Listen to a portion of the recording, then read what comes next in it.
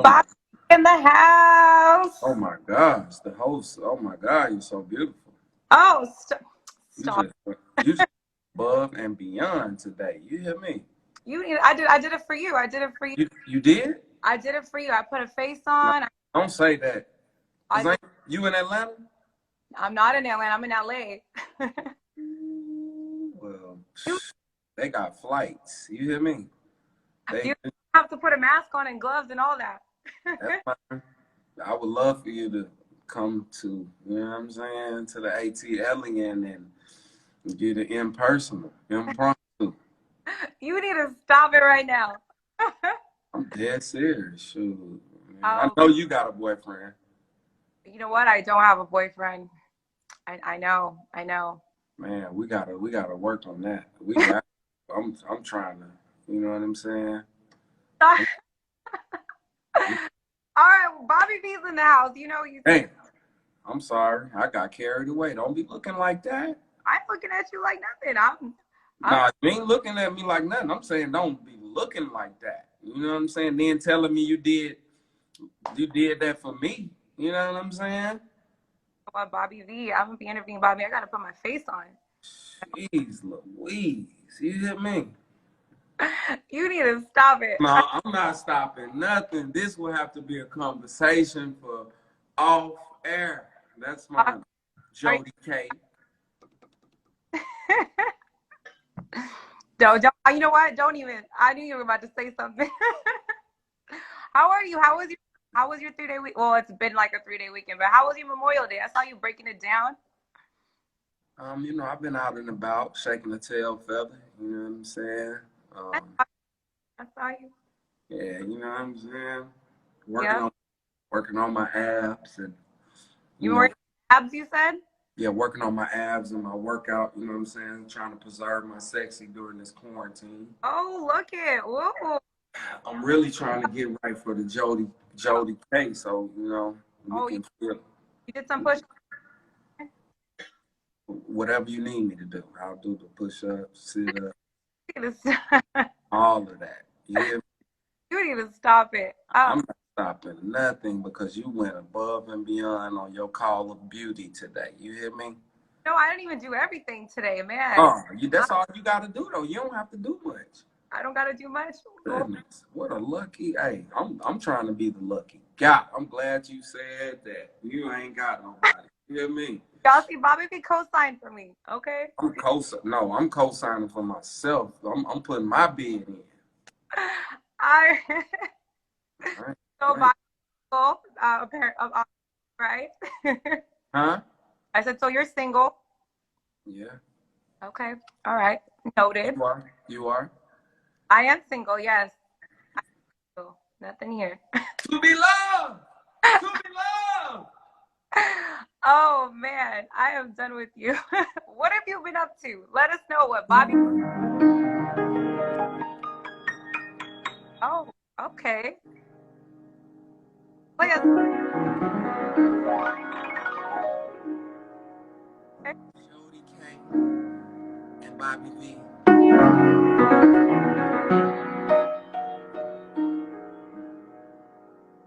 Joty K and Bobby V.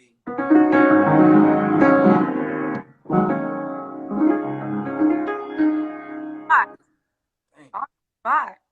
Okay. Beltran music in the house. Beltran Music Group. So you just asked what I've been doing. Let me answer that question because you really got me carried away. I almost have to put the blinders on because when I look at you, that beauty just takes me all away from any thoughts of anything that I'm trying to do. So let me just, All right.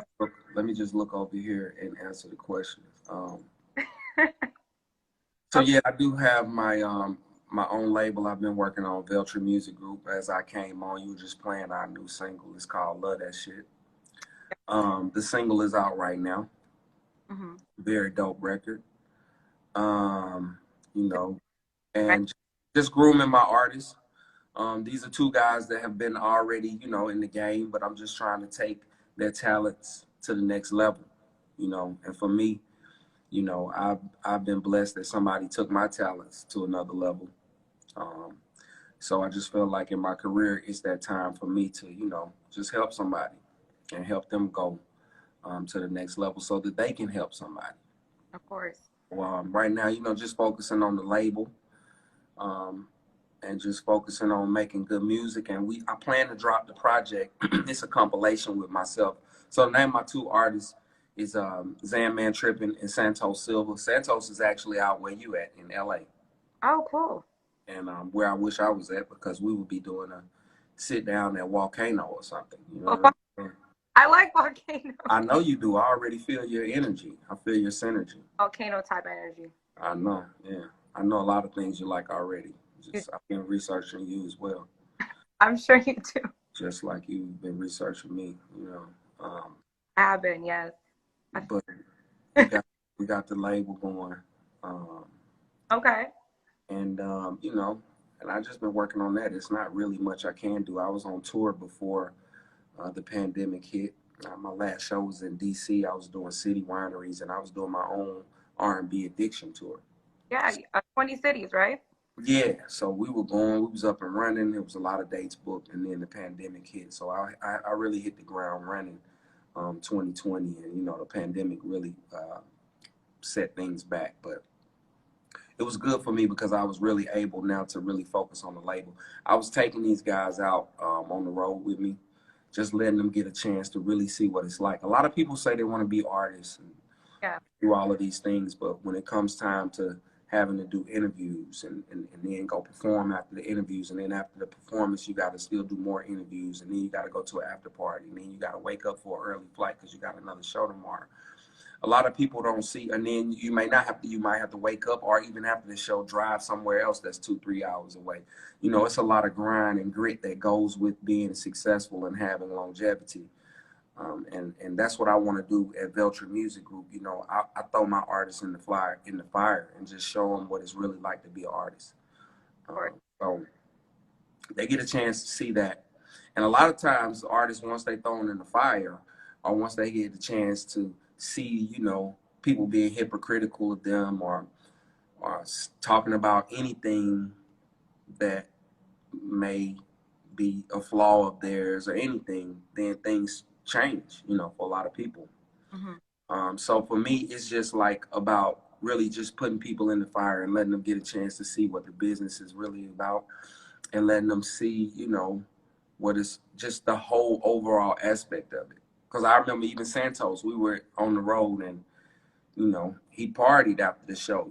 He had a lot of young ladies that was loving him, and he got a chance to see, like, yo, all right. So he partied all night, and then he missed his flight in the morning. Got a balance.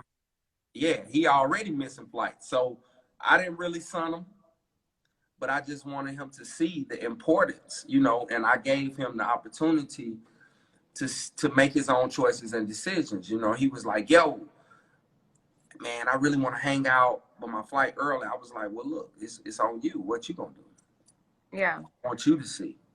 What can you handle? And of course, I knew he was gonna miss the flight because early on in my career, those are the things that happened to me. You know what I'm saying? Yeah. So, but at Beltran Music Group, that's what I'm just really focused on, is just helping my artists to be the best that they can be and have longevity. I've been in the game since I was a kid, so any artist that I deal with, I want them to have those same successes. Of course, it may not be to the magnitude that it was when I first came out, but I'm very blessed to be able to still go on the road. Very blessed to, do all the things that I do, and even travel internationally, and people still love me and sing my music and songs. So it's all a blessing and a gift. It's just about how much work you want to put into it. Of course. Like, as you were saying about, people like don't know all the stuff that goes into it. You made a movie kind of about that, or Hollywood Hearts. Hollywood Hearts, yeah, which is also a song that you have on your album of Hollywood Hearts. And I have a whole soundtrack called Hollywood Hearts, which is a movie that I did. BET picked it up. Fuse TV recently. BET heard. Now we're trying to take it to Netflix. And I've always wanted to be an actor. I was actually, growing up, I was acting before singing. Oh, really? And, growing up, it was just like, that was always something I wanted to do. My sister always wanted me in the arts. she's the one that kind of really pushed me to sing and, you know, just do things in the arts. And, you know, a few years ago, I just decided that I wanted to executive produce my own movie.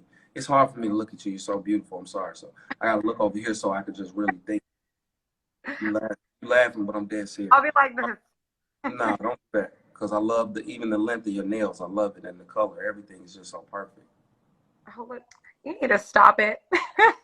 You need to stop. Don't do that to me. I'm sorry. Let me look over here. I'm back to what I'm talking about. I'm sorry. So I can focus. Hollywood Hearts, you know. And that movie, it was initially going to be a short film that went with the soundtrack. And, you know, I ran into a lady named Tangi B. Moore who produced the movie. And she took my short script and she really took it to the next level. And it just, you know, it turned into something amazing, this amazing body of work that I was just so excited about that, of course, I felt like should have gotten more praise and just, but that's kind of like the story of my career. You know, it's just kind of always like, no matter what level I'll do something. I think I was one of the first artists to just branch off and go independent as well. And I had a major independent deal, $1 million plus deal, and was successful. I had a #1 album independently while everybody was still having label deals. You know, I took a leap of faith on that. So I've taken a lot of leap of faith throughout my career in industry. And that was one of them, making that movie, Hollywood Hearts. It was very dope. Tangi B. Moore put a foot in it. And, you know, I just really wanted to do something different. And that's what happened with that. And then that album, I'm not sure if you've heard the album yet, which I want you to do. But that album is amazing. So it's called Hollywood Hearts. And it's dope. I didn't listen to the whole album yet, but I will. Yeah, you should. You might love me more. I already do. Everyone does. Everyone in here does. And I don't. I'm talking about you. Oh, we talking. It's gonna take some time. I love them too. I love them too, though. I love everybody that love me too. You know what I'm saying? But someone was asking, how was it working with? Hold on. Say, Bob and they said Tim and Bob. Tim and Bob. How's it working with Tim and Bob? Mm-hmm. Amazing. Really early on in my career, I worked with Tim and Bob when I was in about 11th or 12th grade. When I was in the group Mister, we were working on our second album that never came out. And that second album to me was so dope. And it never saw the light of day. And we got dropped from that. And from that point on, I just remember working with Tim, and he was always in the studio and just like pushing me to sing higher and to stack backgrounds. And he was really like focused on me. He was almost like my band teacher in middle school that really took a major liking to me, that just showed me so much. And that's what Tim was on the Mr. second album. I remember showing up to the studio first and leaving last every session. And their music just touched me in a way to where I was just like, you know, I want to work with these guys again. Yeah. And when I became a solo artist, I was working with a guy by the name Poon Daddy, and he was the first guy I told him that I want to work with Tim and Bob. So he found Tim, and he kind of left me at Tim's house like a baby on the doorstep. You know what I'm saying? And then Tim just took me in and was like, yo, let me show you the ropes. Mind you, at this point in my life or career, I never really been to LA like that. So I went to LA, and you know, when I went to LA, it was just like a whole different thing for me. So the whole vibe of LA and my first album, I think they coincided with each other, and I think that's why that album was so amazing, because it just went right. That's good. That's dope. Well, tell us about the Millennium Tour. That was one of the top-rated tours of 2019. I was really jealous to go to that tour. How was that? Like, how did it feel, like, nostalgic, like, seeing people still jamming to your jams, still bumping? Like, how did that feel? It must have felt really good. Yeah, it was awesome. You know, that tour came in a time in my life where I really needed that, you know. Mm-hmm. Not only the check, but I needed that for my soul, you know.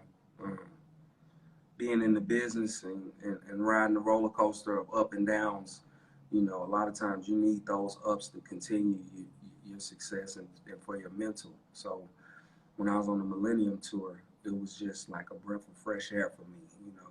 And I took no show for granted, as I don't do anyway. But the Millennium Tour was very special because we were doing sold out venues. And, you know, just being on the shows with Pretty Ricky, Lloyd, Chingy, you know, most of the guys, the Yin Yang twins, you know, most of these guys are guys that, you know, I remember because I was on tour with Pretty Ricky early on in my career. We was on the Scream tour together. Okay. So my relationship with Pretty Ricky is an immediate relationship upon coming out because I think Grind With Me came out the same time Slow Down did. So I remember meeting Pretty Ricky and they was like, oh, hey, Bobby V, oh, and you know, a couple of the cats in the group, Slickum to be exact, is very turned up guy, and you know, I didn't know these guys, and I'm kind of like laid back and chill, and they were super turned up, and so that was my first time meeting them. So to be able to go on tour with these guys, what, 15, 14 years later, it was like a reunion, you know what I'm saying? So I really enjoyed that tour to the fullest of the extent.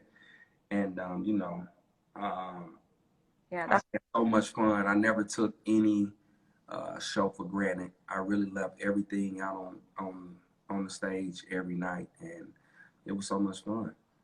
I really believe like that was the golden era of R&B. Somebody said that in there too. That's when all the R&B jams were the bomb, baby making music. Like I still bump all that music. Like I literally put in 2000s R&B jam out. Like I literally feel like that was the best era, and you were part of that. So I do want you to know that. And I know that you saw everybody bump into your jams when you were on there. I saw your little YouTube videos, you getting down. You know what I'm saying? You supposed to have been my date on them, but you know, it's cool. On the next one, you coming. Better late than never. You still got your addiction tour you got to finish, right? And you got to come out. I'm putting you on the rider. You what? I'm putting you on my rider. I'll be on your rider. All right, you better. I'm going to hold you to that. I'm going to message you. I'm going to hold you to it. Okay. Can't wait. For sure. You threw me off. I was about to ask you something. You're over here making me shy over here. I mean, I'm shy too. I'm just holding on over here. Well, you have new music coming out as well. Somebody say I'm flexing these awards. You know, I ain't really flexing them, but it's a couple, you know what I mean? Couple plaques.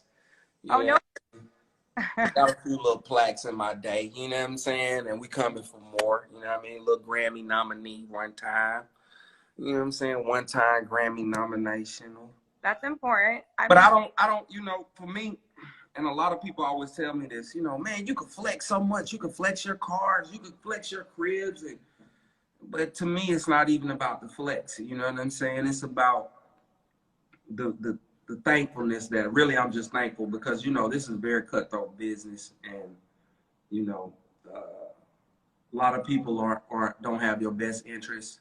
A lot of people want to see you fail, and a lot of people are here to kind of, you know, undermine what you have going, especially when successes are happening.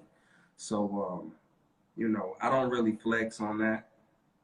I just am thankful, you know, on a continuous that I'm able to do what I love to do, and I don't, you know, I don't have to go work a regular job. You know, I get a chance to go perform and sing songs. Even though the pandemic has us sitting at home, you know, it's a time of reflection. And, you know, I go work out a lot. I go ride my bike a lot. And, you know, I do a lot of reflection, a lot of meditation. And I do a lot of things just for my sanity. I spend a lot of time with my family. I try to spend as much time as I can with my daughter.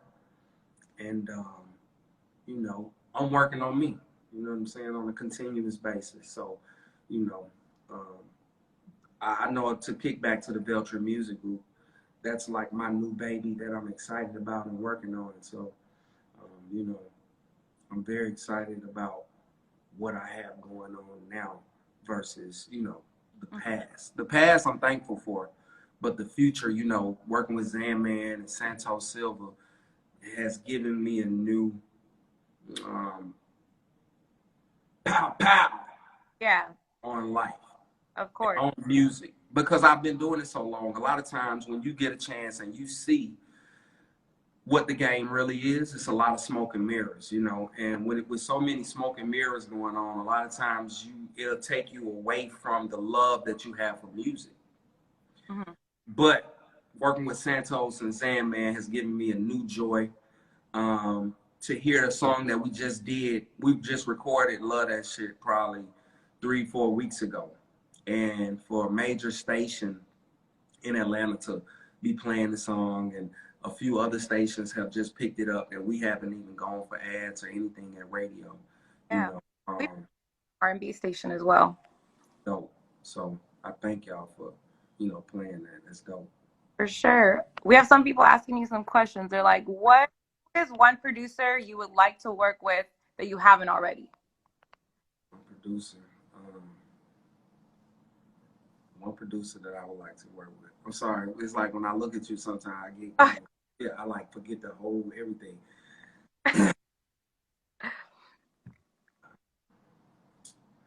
I don't know if it's necessarily a producer, but there are a few artists I would love to work with. Like, of course, everybody wants to work with Drake, so I would like to work with Drake and Kendrick Lamar, and you know, um, some of these rappers that can really just take your music over the top. That's who I would like to work with. That are very talented. You know, I'm not a big rap head, but some rappers that bring something almost like a change to the game. I like those people. So I would love to work with a lot of guys that are dope.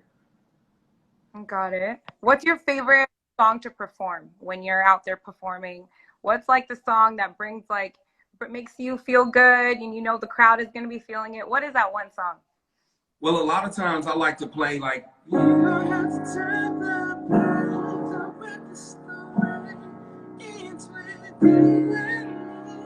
You don't have to walk away. The story will change. I like to do that because a lot of people don't know I play piano, right? But of course, a lot of people love that song too, and I just kind of have added that to my set. And I used to forget about that song, but people love that song. So when I do that, people go crazy, not only because they love the song, but because I play the keys, and a lot of people don't know that. The songs that I think really bring the house down, though, of course, are Slow Down and Miss Officer. Oh yeah. You could play those songs at any time, probably any party, and it's like a new song, you know. Yes. So I guess those are the records that really bring the house down. But this one's your favorite to perform, definitely. Yeah. Oh Yeah. no, that's bring the house down. When I posted that I was going to interview you, I already had people going, we. Right, right. Yeah, that's one of those songs that, Yeah. people can't get enough of. Even like police officers, like I see female cop officers, and they do the same thing. They be like, "I'm your Miss Officer." No. Like, oh, for real? Well, don't press me. Let me do what I'm doing. And you're like, okay, you do you. That's what someone was saying in the comments. They're like, that song made me want to get pulled over by Miss Officer. Yeah. Because of your song, was it slow down? I didn't used to live in LA. I used to live in the Bay Area. So you used to talk about saw you on Melrose. I had no idea what Melrose was, and I remember I came to LA and I was driving down. I'm all, that's Melrose. That's what Bobby V was talking about. Yep. Yep. It's like you're the reason I knew what Melrose. Dope. Yeah. I had no clue, and that's funny. Tim took me to Melrose when we first recorded that record, and he showed me what Melrose. When he took me to Melrose, I actually saw a young lady that had a pretty round thing that looked good to me. So we went and made that record like that night. Actually, he had the track that day, but when we wrote it, that was definitely something that was real, So it was dope. Oh, that's dope. No, you definitely feels. I think of you every drive down Melrose. That's for sure. Yeah. I know you were talking about the industry and their ups and downs. What's one thing like that you've learned in the industry that like something that resonates with you, or some also like fellow artists that are, the industry is a hard place. So what's one thing that you've learned and that you want to pass on to others? To don't give up. You know what I'm saying? Like, you know, a lot of times, the days will look bad. You know, sometimes things aren't going to go, and I think that that's with any job. A lot of people, especially when when you're in the music business, you're in a business for yourself. You know, so this is my business. So, you know, anything that happens negatively, of course, your business is going to take a hit. But, you know, I think that you know, you have to also look at people in general and in life. And you know, the music business is cutthroat and can be hard. But I think it's about your team mostly. It's about having a solid team, and it's about having people in your corner that really love you. And you're not just about a check, because you can make a lot of money in this industry, and you can spend a lot of money. But with the right team, you're able to sustain, and you're able to, you know, hold on. You know, luckily I have great parents, both mother and father. They're successful in their own rights, and you know, they've taught me a lot about investing and money and spending the right way, and you know, not really getting caught up in the African American mentality of spending your money recklessly. And I think that that's what happens to a lot of people, both entertainers and athletes. We're not, we're thinking like we're making all this money so we could just spend it. And you think that you're going to continue to make it at this high level, you know, like at the level when I came out, I was making a lot of money. But luckily, I have good parents, and I've never been broke. My parents have their own. So I never, and also a lot of people have to take care of their parents and stuff like that. I'm blessed enough that my parents are very successful. My mom's a doctor. My dad is in horticulture, and I'm very family oriented. And I never really got away from that. And I'm still, you know, all about family. So I've learned so much from them. They're really my heroes. You know how a lot of people, oh, my hero, Michael Jordan. No, I love such and such, and woo de woo woo woo. My heroes are actually my parents, because they have taught me so much. They give me so much love. Um, and I had a project called Sunday Dinner that I can't wait to put out. And it's kind of a project that's dedicated to my parents. And I call it Sunday Dinner because every record on there are no sex songs. Every record on there is a record that we talk about over Sunday dinner. You know what I'm saying? So I just felt, you know, real good doing this project, because this will be the first project where I'm talking non-sexual, and I'm talking about real issues, and I'm talking about things that I know everybody can kind of relate to. And it's a dedication to my parents, Sunday Dinner. So like, I'm just happy that I have them, because at the end of the day, if I don't have anybody else, I at least have them. 100%. No, that's awesome. Everyone check out Sunday Dinner. When is that coming out? Um, Hopefully before the end of the year. You know, my next project I'm putting out is going to be this compilation. Mm-hmm. And, you know, that's my focus right now, because I want to introduce my artists. Of course. But after the compilation, I plan on dropping all of our projects at the same time, our solo projects. Gotcha. So, yeah. Pleasure. So,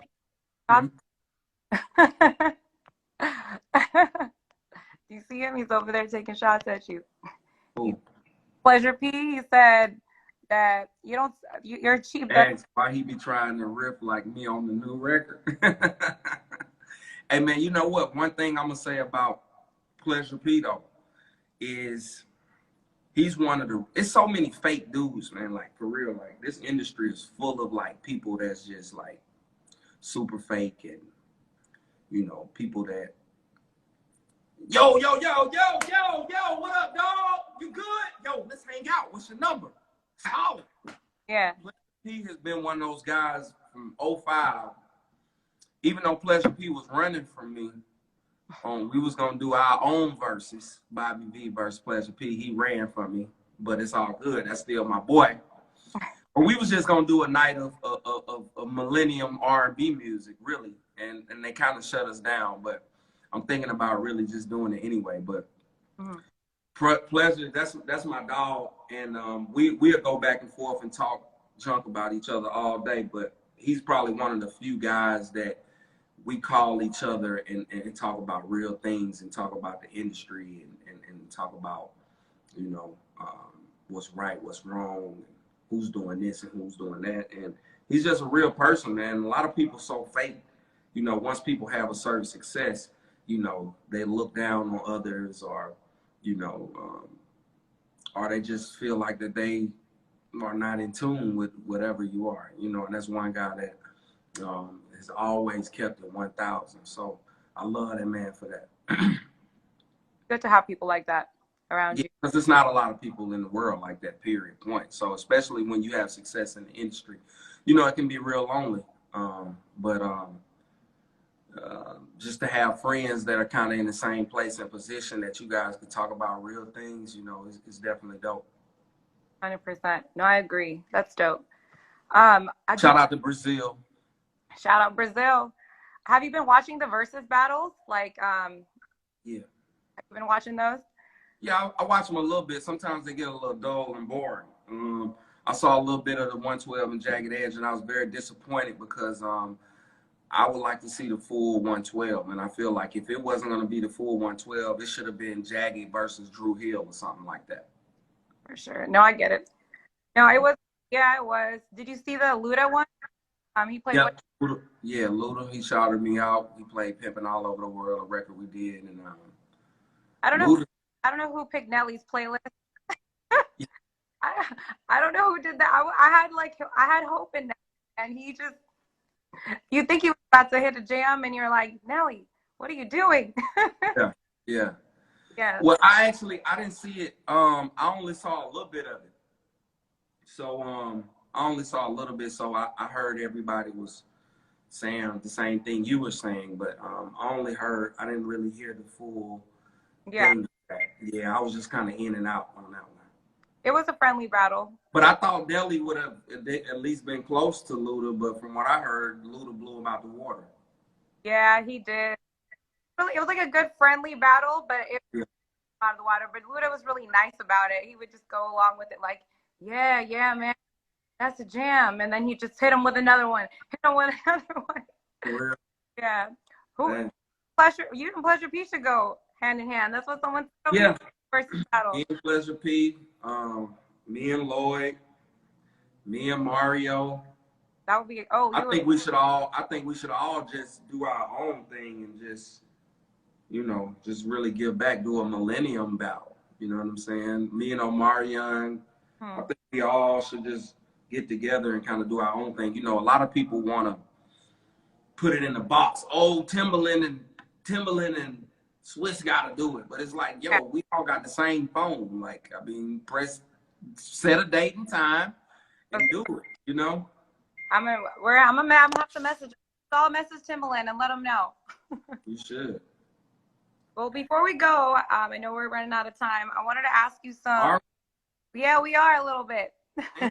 I hate to spend time with you, though. I know. Maybe off live.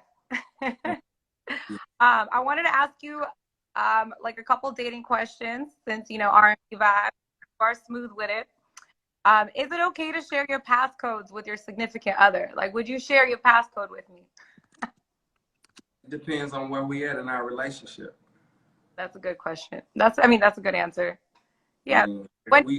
If we there in our relationship, then I was just talking to my cousin. My mom's birthday was this weekend, and a cousin of mine is newly married, and I was just it was funny you said that because I was like, okay, I know y'all married, and they young too. They probably like 25, 26. I was like, I know when that phone ring, both of y'all looking at the phone like you can answer who texting us, who calling us. So I feel like when you married or when you're deep in a relationship, you definitely the phone has to be very transparent, as well as social media too, because social media is so easily accessible to whoever you talk to. Y'all got them passcodes as well. No, for sure. No, I honestly, it is. That's why I feel like relationships aren't so valued anymore because it's so easy to Yeah, find. it's just so easy to reach out. Like I could go out and this happens a lot of times. I'm out on a date with somebody and then I come back home and whoever DM me like, hey, saw you at the restaurant. Is that your girlfriend? Or it's like people don't even have to like people could just I could come up to you and say, hey, what's your Instagram? And then now I have access to you, like just like that. And it's so easy to give people your Instagram. It's just like it's not even it's innocent. Yep. So So I think that if you have those phone passcodes, you need those internet social media passcodes as well. yeah, you do. It's like because they might not text you. They got Snapchat, they got Instagram, they got this now and this. It's just it's all about trust. Yeah. Last question. So do you know what an OnlyFans is? Yeah. Mm-hmm. Would you be okay with your significant other having an OnlyFans account? It depends on what she's doing on the OnlyFans. Hell, they making so much money, I get an OnlyFans too. Now, if she's doing the most on OnlyFans, but I again, it's just like OnlyFans. It's almost like it just depends on what she's doing on there, because women can make a lot of money on OnlyFans. So I'm not mad at, especially like now when nobody's going to work and all of that stuff. Yeah. You know, anything's possible. As long as she's not doing the most, like Yeah. down there showing everything.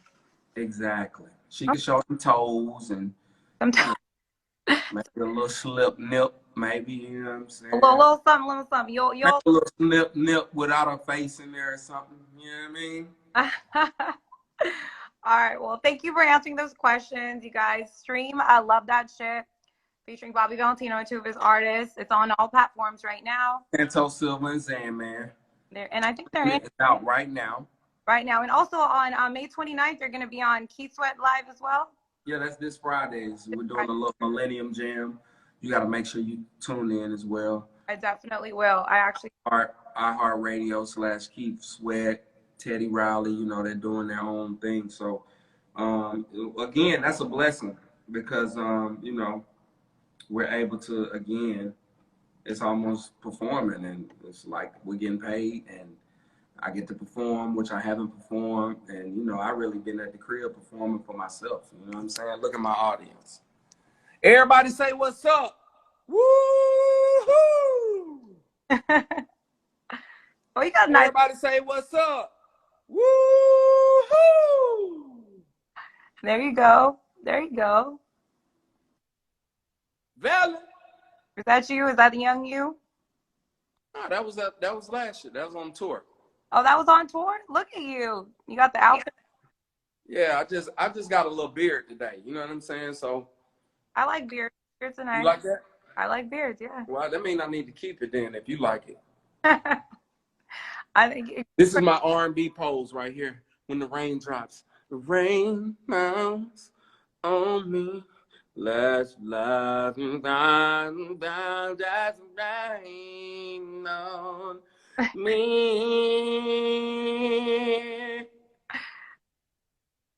Okay, there you go.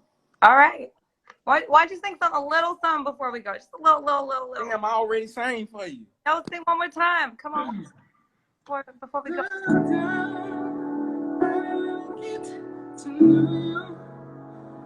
Don't turn around, 'cause everything's gone. Shut down.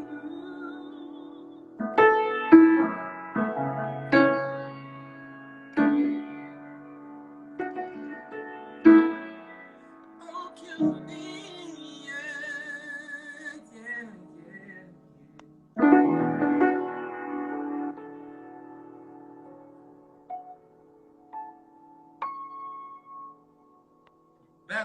There you go. They say you have another interview, so I'm keeping you from another interview. So gotta go.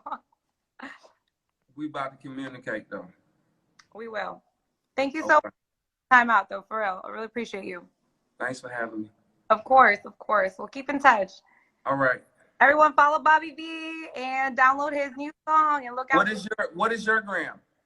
Mine is JOTYKAY. Joty K. Okay. Okay. Okay. You too. Bye. Sorry for keeping you. Bye. Bye. Thank you guys so much for tuning in. Sorry for, I know Versus Records are in here. So sorry for keeping him. I didn't see that.